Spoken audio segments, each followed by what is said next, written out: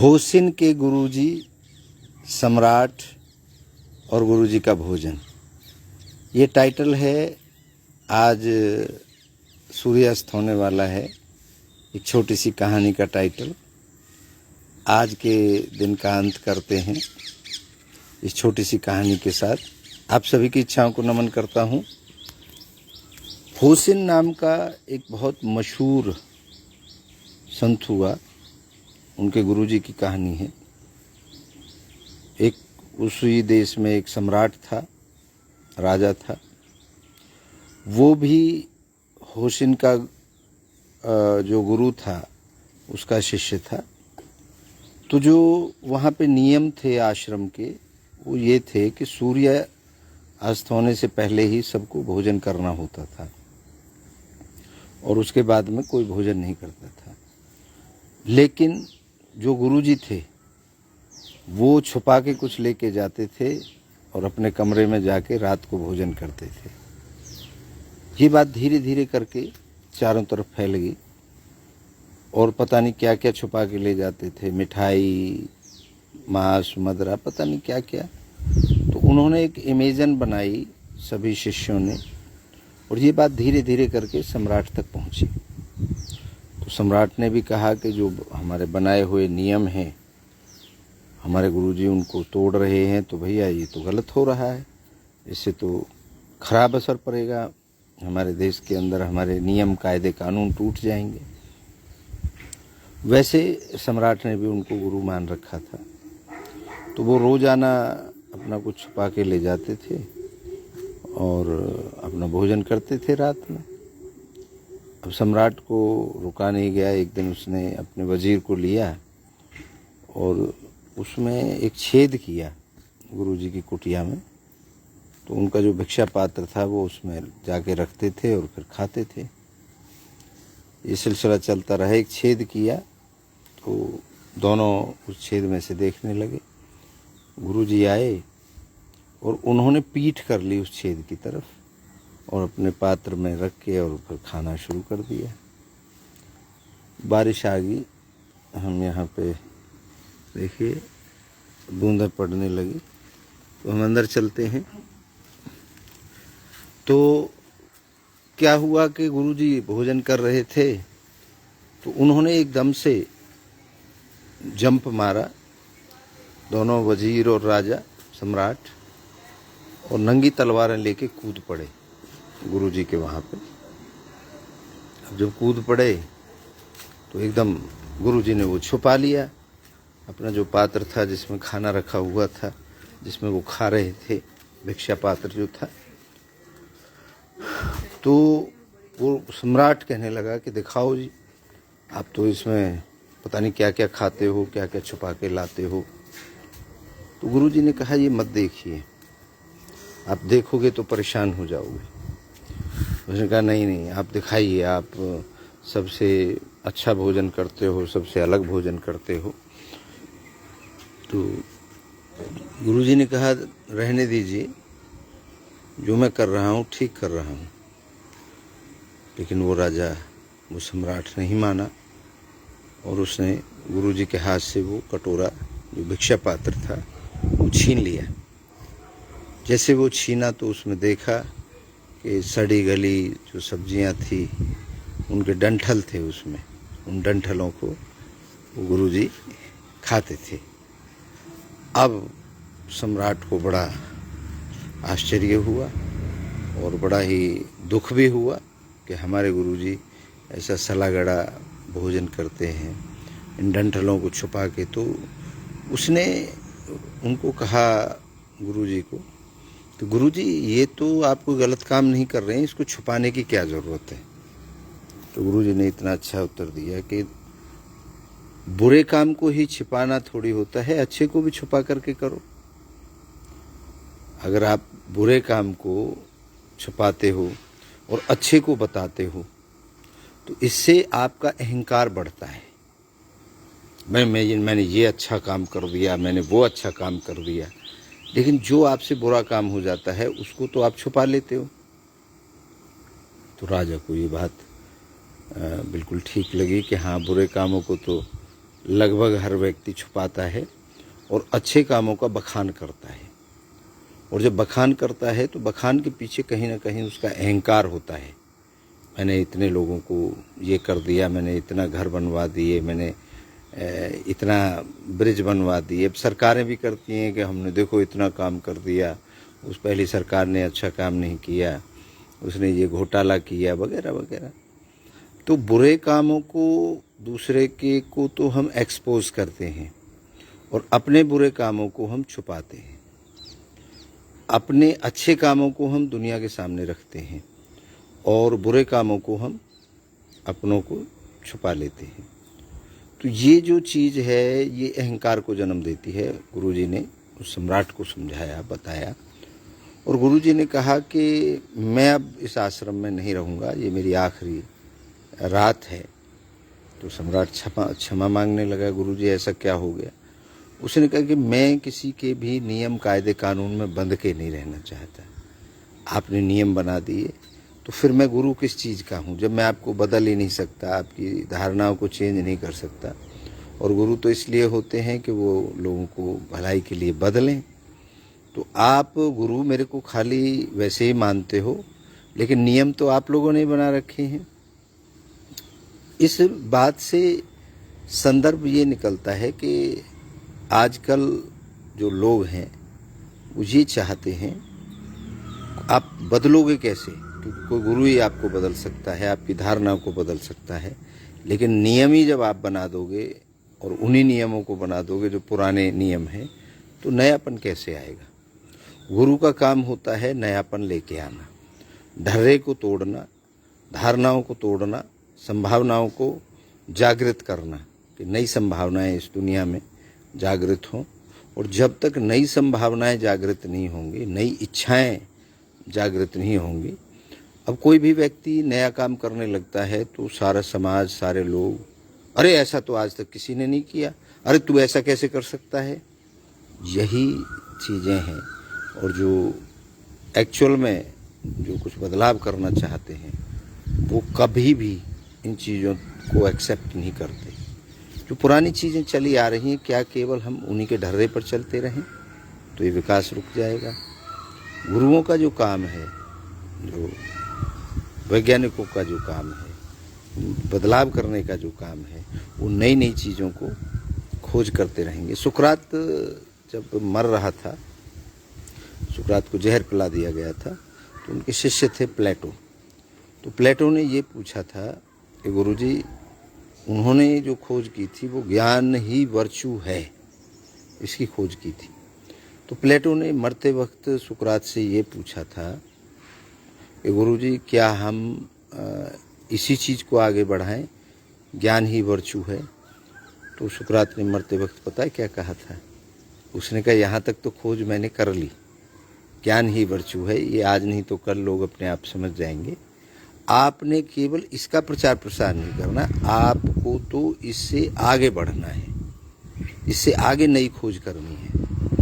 तो कहने का मेरा मतलब है कि जो रियल गुरु होगा, जो असलियत में बदलाव चाहता है, जो समाज का भला चाहता है, वो कभी आपको ये नहीं कहेगा कि आप जो पुराने नियम हैं उनमें ही बंधे रहें।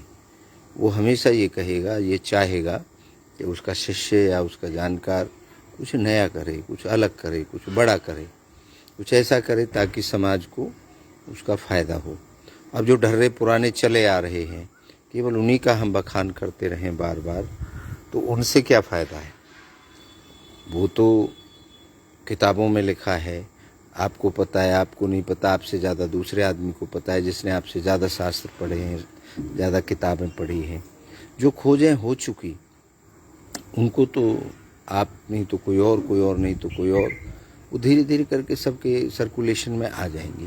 लेकिन नई अगर आप खोज करके जाते हैं तो उससे समाज को कितना फ़ायदा होता है।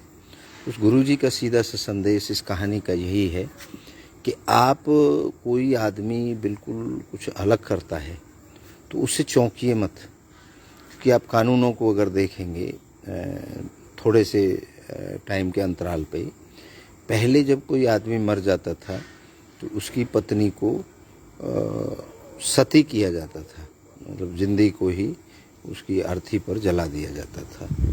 आज आप सोच करके देखिए, क्या ये प्रथा अच्छी थी?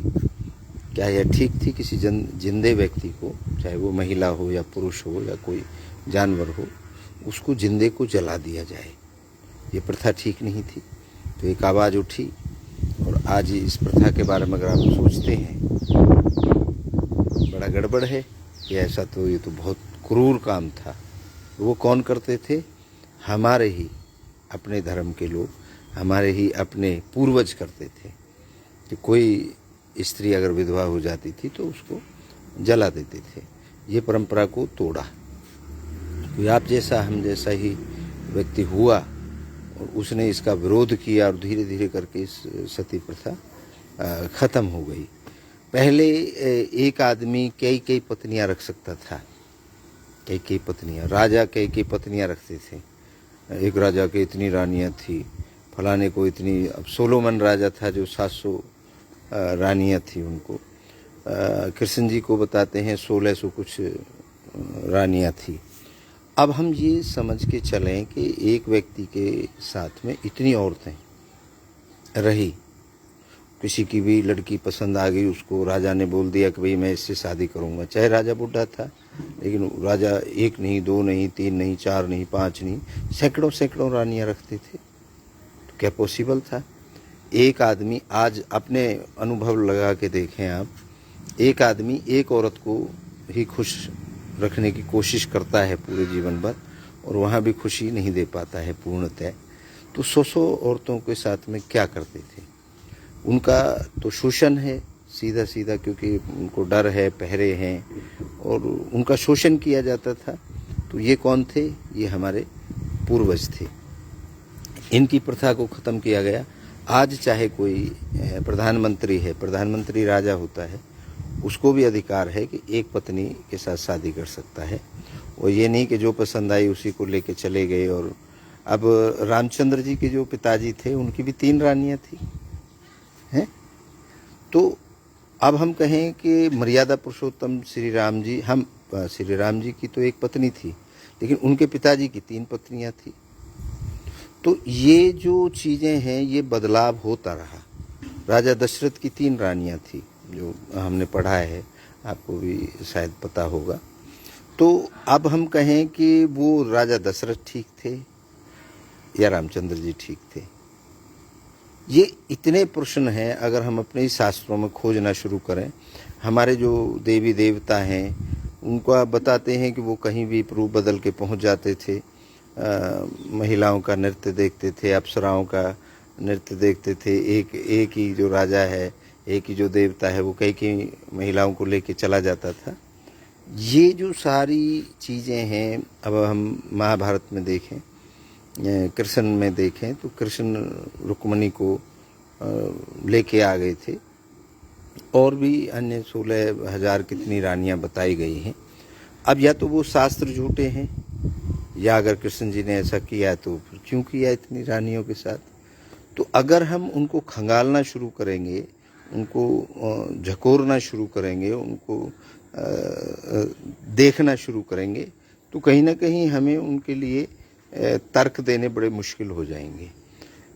ठीक है, हम उनको अपने आदर्श मानते हैं, हमारे पूर्वज थे, उनकी बदौलत ही हम हैं। लेकिन अगर हम उनकी चीज़ों को देखें तो उनमें हमने, हमारी जनरेशन तक काफ़ी बदलाव हुआ है।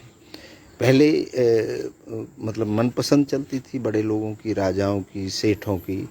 वो किसी भी औरतों को, मंडियां लगती थी, बाज़ार में बेचा जाता था। जो पैसे वाले लोग होते थे वो खरीद के लाते थे। वो उनको अपने यहाँ दासियां बना के रखते थे, रानियां बना के रखते थे, मतलब कुछ भी।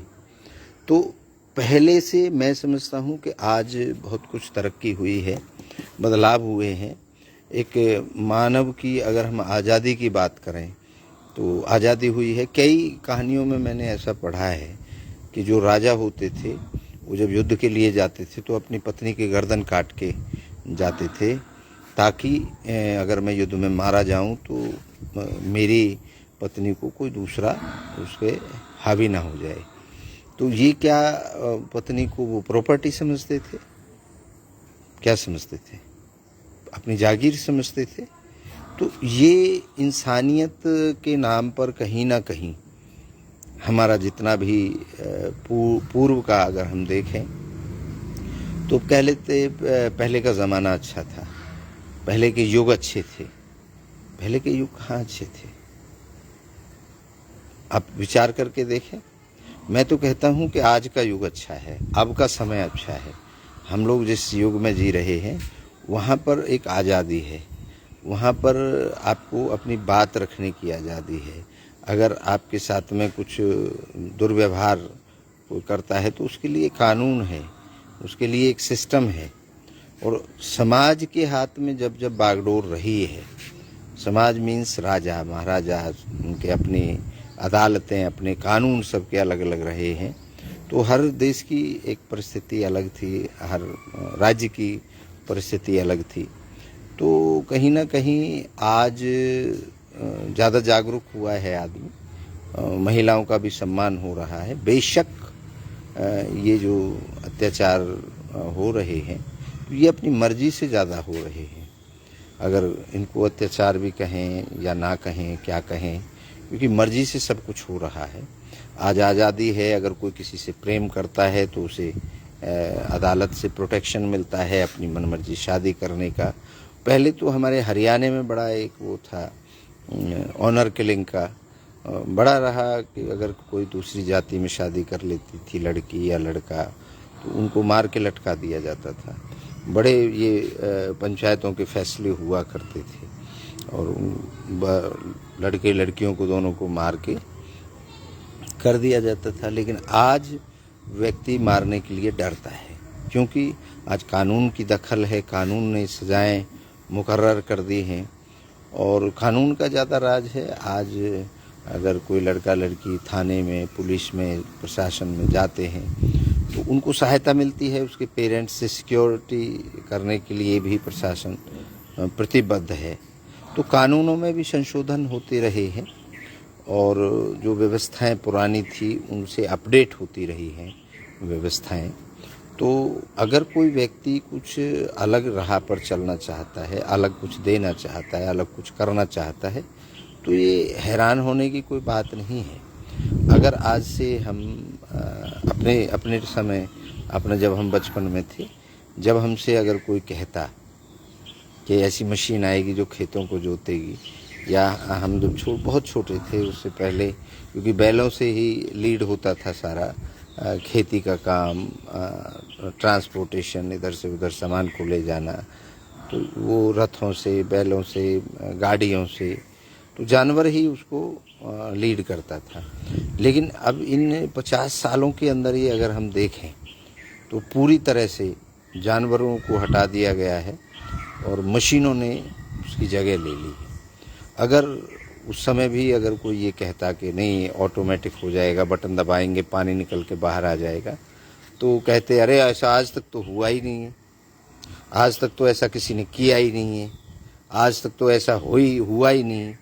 तो इस तरीके की जो बातें हैं, हम लोग जो जिस ढर्रे को लेकर के बैठे हैं, उन बातों को हमें छोड़ना चाहिए। और जैसे उस गुरुजी ने कहा, बहुत बढ़िया बात सम्राट को कही कि आज मैं छोड़ दूंगा ये आश्रम, क्योंकि यहाँ पर कुछ नया, भाई आप झूठ को छुपाते हो, झूठ को हर कोई छुपाता है, और मैं सच्ची चीज़ है, सच्ची को भी छुपा रहा हूँ, तो उसको क्रैक को तोड़ दो ना, कि छुपाना है तो झूठ को भी छुपाओ और सत्य को भी छुपाओ। फिर अगर आप सत्य को तो अहंकार के साथ कहोगे, दुनिया को बताओगे मैंने ऐसा कर दिया वैसा कर दिया, और झूठ को आप दबा के रखोगे।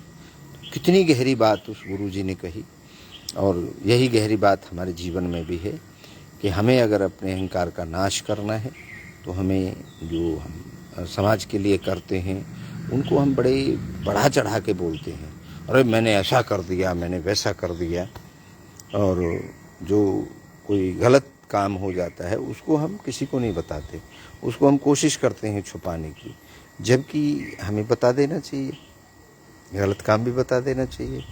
अब क्या है कि गलत काम हमने कोई कर दिया मान लो, और वो हमने दबा लिया, और पता चला कुछ समय के बाद वो बात उजागर होती है, तो फिर भी तो लोगों को पता चलता है। तो गलत और सही का मैं समझता हूँ कि हमें ये बहुत गहरा व्यक्ति इन बातों पे विचार कर सकता है, साधारण आदमी के तो बस की नहीं है।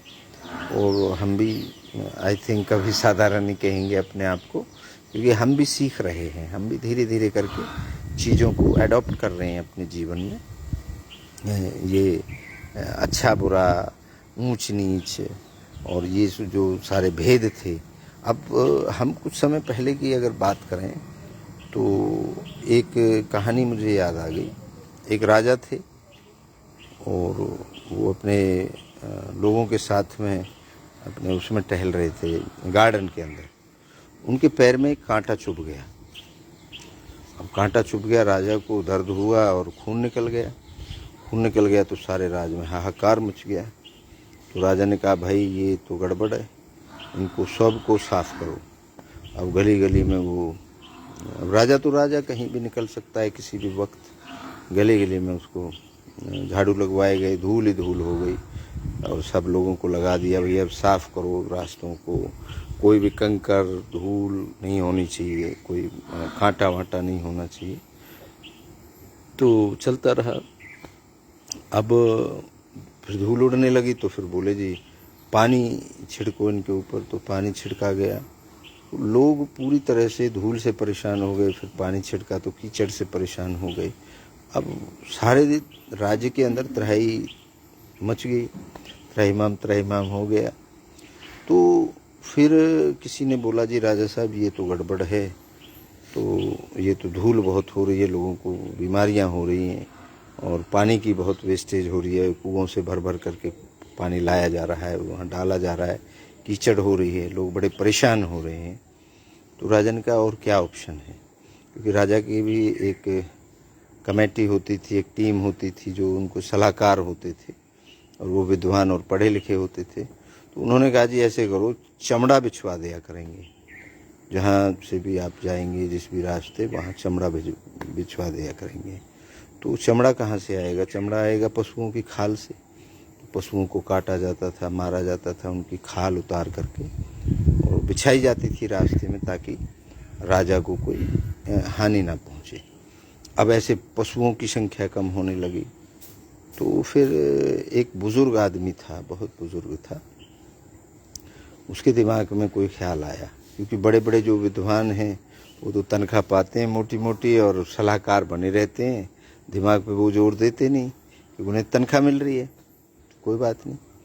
वो बुज़ुर्ग आदमी ने सोचा कि ऐसे तो ये सारे पशु ख़त्म हो जाएंगे, इनको मार मार करके इनकी खाल उधेर के और सब बिछाते रहेंगे। कोई राजा का तो अपना मामला है, पता नहीं कौन से रास्ते चल दे, तो उनको जो सेना है या जो लोग हैं उनको तो बिछा के रखना पड़ेगा।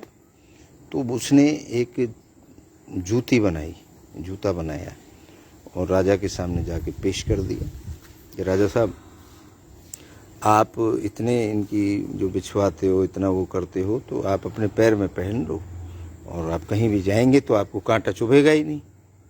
तो राजा को बड़ा आश्चर्य हुआ कि यार इतने बड़े बड़े विद्वान मैंने पाल रखे हैं, इतने बड़े बड़े लोग पाल रखे हैं, इनके दिमाग में तो ये ख्याल आया ही नहीं। और एक साधारण आदमी, एक किसान आदमी, एक नॉर्मल आदमी, और उसके दिमाग में ये ख्याल कैसे आ गया? बुढ़ा आदमी जो पढ़ा लिखा भी नहीं है। तो राजा ने कहा, भाई तुम लोग क्या कर रहे हो? तो उन सब लोगों ने कहा कि अब तुम्हारी नौकरी जाएगी और तुम तो भाई गड़बड़ में फंस गए, राजा तुम्हें वसूल लेगा हर चीज़ को। तो उन सब ने मीटिंग करके राजा को बोला, जी ये तो ऐसा आज तक हुआ ही नहीं, ये तो शैतान है, तो शैतान का काम है, और आप अगर ये पहनोगे तो आपको दिक्कत हो जाएगी। मतलब राजा को सलाहकारों ने इतनी बुरी तरह से डरा दिया और बोला, जी ये व्यक्ति शैतान है, क्योंकि इतना आसान हल कैसे हो सकता है?